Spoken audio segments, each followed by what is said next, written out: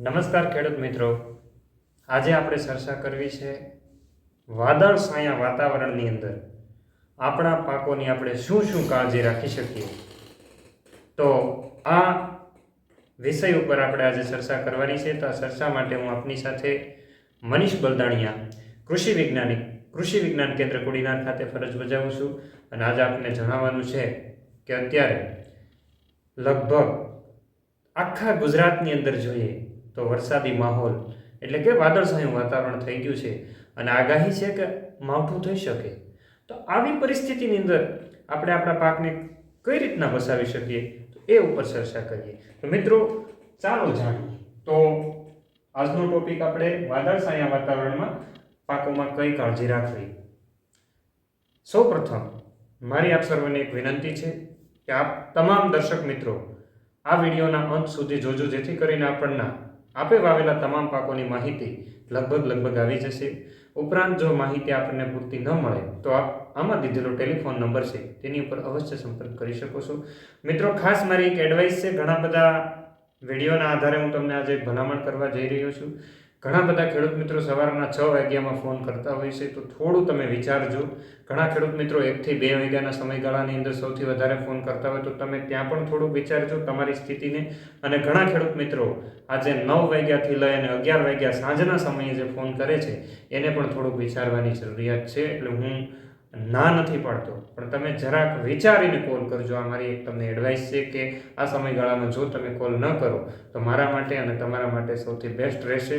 તો ખાસ આજે આ ટોપિકની ચર્ચા કરવી છે. ટોપિક ઉપર આપણે આવી જઈએ. મિત્રો, બદલાયેલું વાતાવરણ એટલે કે અત્યારે શિયાળુ પાકની અંદર સૌથી વધારે અત્યારે મોટા ભાગે ધાણાનું વાવેતર હશે, જીરુંનું વાવેતર હશે, વરિયાળીનું વાવેતર હશે, ડુંગળીનું વાવેતર હશે, રાયડાનું વાવેતર હશે અને મબલક અને વિપુલ પ્રમાણની અંદર ઘઉંનું વાવેતર થયેલું છે. એ પછી ચણાનું વાવેતર થયેલું છે. એમ આવી રીતના આવા બધા પાકોનું વાવેતર થયેલું છે. ઘણા બધા વિસ્તારોની અંદર વિસ્તાર વાઇઝ અલગ પાકોનું વાવેતર હોય તો એમાં આપણે જરૂર જાણે ફરીથી આપણે ચર્ચા કરવા જોડાશું. પરંતુ આજે આપણે આ મુખ્ય પાકો જે છે સૌરાષ્ટ્રના હોય, ઉત્તર ગુજરાતના હોય, મધ્ય ગુજરાતના હોય કે સાઉથ ગુજરાતના હોય તો તેની ઉપર થોડી ચર્ચા કરશું. તો મિત્રો, ખાસ કરીને આ જે માવઠું છે અથવા તો વાદળછાયું વાતાવરણ છે આપણા જીરુના પાકને, ધાણાના પાકને, વરિયાળીના પાકને કે ડુંગળીના પાકને ઘણું બધું નુકસાન પહોંચાડી શકે છે. તો આમાંથી આપણે કઈ રીતના આપણા પાકને બચાવી શકીએ તો એની થોડી જીરુના પાકની વાત કરીએ તો જીરુના પાકમાં અત્યારે જોઈએ તો વાદળછાયું વાતાવરણ છે, ધુમ્મસવાળું વાતાવરણ હોય તો આવા સમયે આપણે પિયત આપવું નહીં. જીરું વાવતા તમામ ખેડૂત મિત્રોને એક ભલામણ છે કે આવા સમયે પિયત આપવું નહીં, જેથી કરીને આપણા પાકને છે આપણે રોગથી બચાવી શકીએ, જીવાતોથી બચાવી શકીએ. બીજો મુદ્દો, નાઇટ્રોજનયુક્ત ખાતરોનો ઉપયોગ કરવો નહીં. મિત્રો, આપણા માટે ખૂબ અગત્યનો મુદ્દો છે. નાઇટ્રોજનયુક્ત જો આવા પરિસ્થિતિની અંદર તમે નાઇટ્રોજનયુક્ત ખાતરોનો ઉપયોગ કરશો તો પાકની વાનસ્પતિક વૃદ્ધિ સડનલી વધી જાય છે અને એના કારણે છે પાક જે રોગો અને જીવાતોને છે આમંત્રણ આપી શકે છે અને આપણો પાક છે બીમાર પડી શકે. એટલે આવી પરિસ્થિતિની અંદર આપ સર્વે ખૂબ ધ્યાન રાખવાનું છે કે વધારે પડતા નાઇટ્રોજનયુક્ત ખાતરોનો ઉપયોગ આપણે કરવાનો નથી. એ સિવાય જીરુના પાકની અંદર અત્યારે આપણે વાત જીરુની કરી રહ્યા છીએ, તો જીરુના પાકની અંદર જ્યારે વાતાવરણ ખુલી જાય 1, 2, 3, 4 દિવસની અંદર અથવા અઠવાડિયાની અંદર, તો તમામ મિત્રોને એક એડવાઇસ છે કે કોઈ પણ સારી ફૂગનાશક દવા, મેટાલેક્ઝિલ મેન્કોઝેબ હોય, ખાલી એકલું મેન્કોઝેબ હોય તો 50 ગ્રામ મેટાલેક્ઝિલ મેન્કોઝેબ તમે યુઝ કરતા હોય તો એનું માપ ફિક્સ એની અંદર આવે છે. તો એક પડીકું અથવા એક પેકેટ આપણે છે પંપની અંદર નાખી અને છંટકાવ કરવાનો છે. એ સિવાય મેન્કોઝેબ આપણે વાપરતા હોય તો 15 લીટર પાણીની અંદર આપણે 50 ગ્રામ મેન્કોઝેબનો ઉપયોગ કરી અને છંટકાવ કરવાનો છે. ખાસ અગત્યની સૂચના એ છે ખેડૂત મિત્રો કે જ્યારે આપણે જીરુની અંદર છંટકાવ કરવા નીકળીએ છીએ ત્યારે કોઈ પણ ફૂગનાશક દવાનો છંટકાવ કરતા હોય ત્યારે એમની સાથે આપણે સ્ટીકર ઉમેરવાનું છે. દવા પ્લસ સ્ટીકર તમારી પાસે હાજર ઇન્સ્ટન્ટ ન હોય તો તમે સાબુનું દ્રાવણ પણ ઉમેરી શકો છો. એટલે આ ખાસ કરીને 20 ml જેટલું સ્ટીકર ઉમેરવાનું છે, જેથી કરીને દવા છે સડનલી જતી ન રહે અને આપણા છોડ ઉપર ચીપકી શકે. જીરુના પાન તમને ખબર છે કેવા આવે છે, તો આ તમારા માટે ખૂબ અગત્યની એડવાઇસ છે.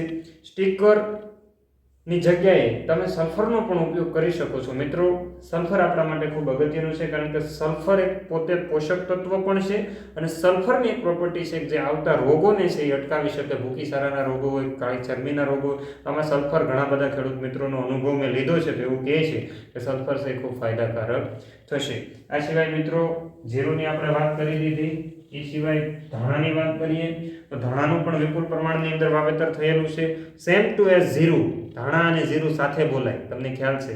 એટલે ધાણા પણ આપણા માટે ખૂબ અગત્યના છે. એટલે ધાણા અને જીરું, મેં જીરું ધાણા લીધા છે. ધાણામાં અત્યારે ખૂબ મહત્વનું પરિબળ ચાલી રહ્યું, એટલે કે ફ્લાવરિંગ સ્ટેજ ચાલી રહ્યું છે. આવા સમયે જો માવઠું પડે તો આપણા માટે મોટું નુકસાન જઈ શકે. એટલે મિત્રો ધાણાના પાકની અંદર અત્યારે આપણે પાણી આપવાનું નથી, નાઇટ્રોજનયુક્ત ખાતરો આપવાના નથી. નાઇટ્રોજનયુક્ત ખાતરો ધાણાની અંદર આપશો એટલે શું થશે?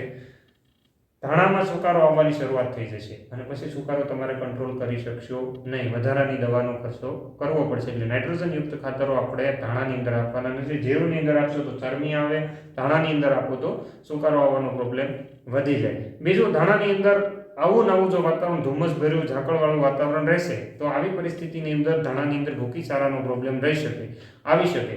જો આ ભૂકી સારાથી તમારે બચવું હોય તો ધાણાની અંદર આપણે સલ્ફરનો ડોઝ આપવાનો છે. સલ્ફરનો તમે સ્પ્રેમાં પણ ઉપયોગ કરી શકો. આ ઉપરાંત કાર્બેન્ડેન્ઝિમ મેન્કોઝેબ અથવા તો મેન્કોઝેબ એકલું અથવા કાર્બેન્ડેન્ઝિમ એકલું 50 ગ્રામ એક પંપની અંદર નાખી અને આપણે છંટકાવ કરશું તો મને લાગે છે કે આ ભૂકી સારા સામે આપણે સરળતાથી નિયંત્રણ મેળવી શકીએ. અને સલ્ફર સેલ્ફ સાઇટનું કામ કરતું હોવાથી સલ્ફર આપણા માટે ખૂબ અગત્યનું સાબિત થશે. એટલે આપણે લિક્વિડ સલ્ફરનો જે આવે છે અથવા તો સમથિંગ જે કંઈ આવે છે એ સલ્ફરનો આપણે ઉપયોગ કરવાનો છે સ્પ્રેની અંદર. એટલે સલ્ફર છે સ્ટીકરનું અને ફંજીસાઇડ બંનેનું કામ કરશે. એટલે આપણે વાત થઈ ધાણા અને જીરું. હવે વાત કરવી છે વરિયાળીની. વરિયાળી પણ અત્યારે મધ્ય ગુજરાત અને ઉત્તર ગુજરાતના મોટાભાગના વિસ્તારની અંદર ઘણીવાર અમારા સૌરાષ્ટ્રના પણ ઘણા વિસ્તારોની અંદર વરિયાળીનું વાવેતર જોવા મળે છે. તો વરિયાળી પણ ખૂબ અગત્યનો અને નાજુક મસાલા વર્ગનો પાક છે. મસાલો છે એ તમને ખબર હોય કે આપણે થોડો જ જોતો હોય. એટલે આ બધા મસાલા વર્ગના પાકોને ખૂબ સેન્સિટિવ હોય વાતાવરણ સામે.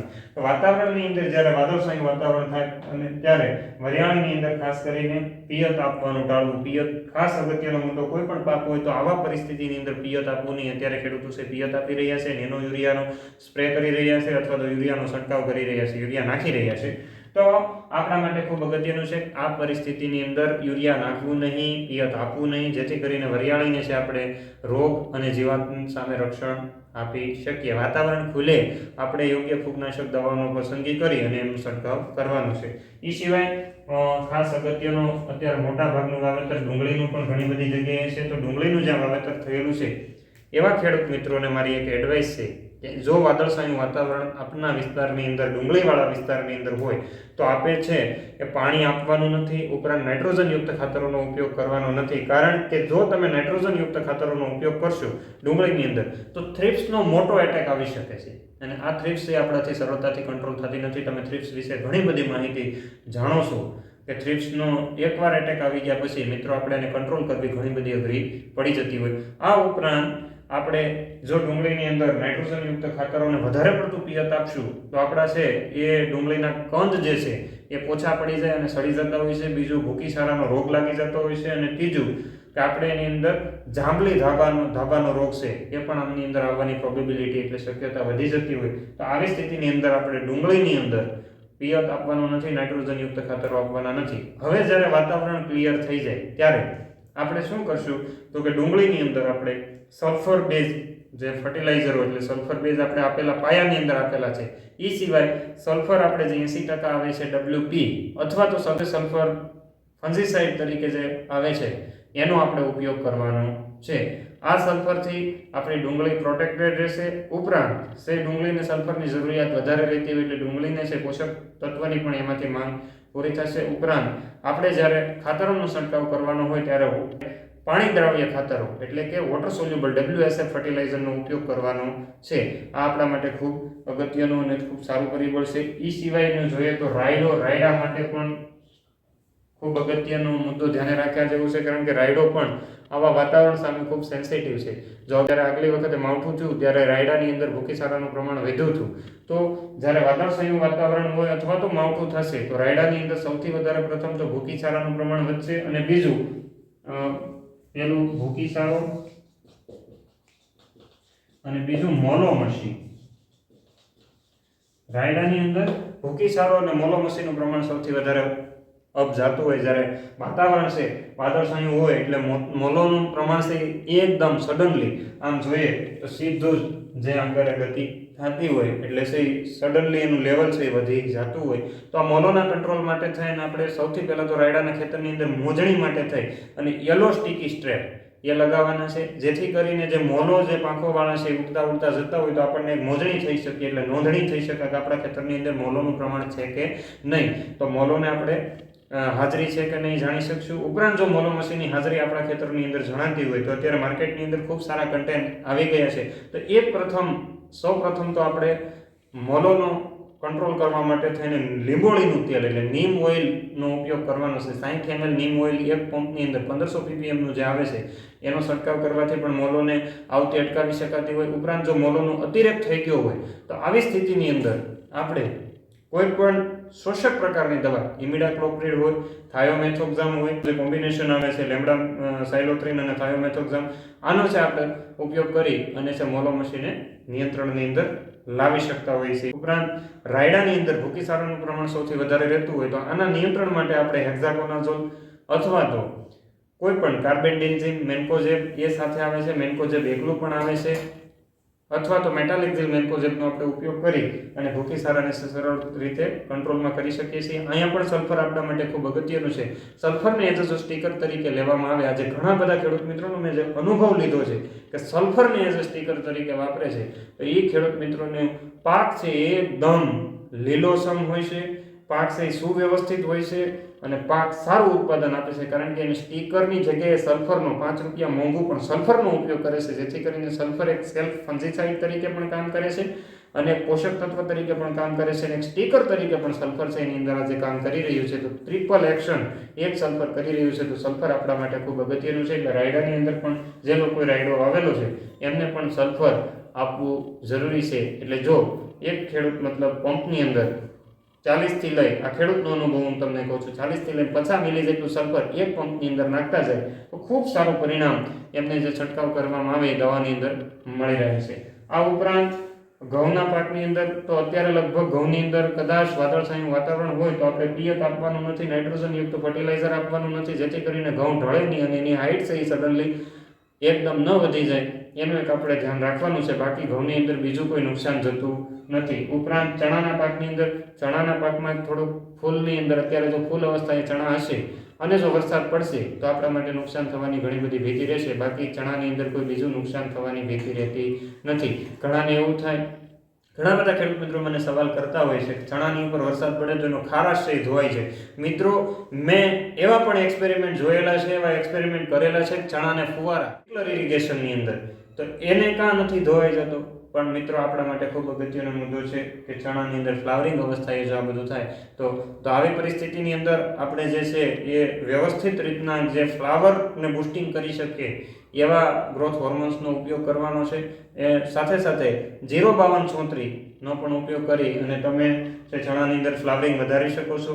ફ્લાવરિંગ સ્ટેજે આપણે દૂધ અને ગોળનો જો પણ ઘણા બધા ખેડૂતોનો અનુભવ છે કે ઉપયોગ કરવામાં આવે તો પણ ચણાનું ઉત્પાદન છે આપણે ખૂબ સારું ફ્લાવરિંગ લઈ શકીએ અને ઉત્પાદન છે ખૂબ સારું લઈ શકીએ. ઉપરાંત છેલ્લો પાક, આપનો છેલ્લો મુદ્દો કે બાજરી. તો બાજરીની અંદર પણ અત્યારે શિયાળુ બાજરી ઘણા વિસ્તારોની અંદર વાવેતર થાય, ખાસ કરીને સૌરાષ્ટ્રની અંદર ગીર સોમનાથ જિલ્લામાં શિયાળુ બાજરીનું વાવેતર થયેલું છે.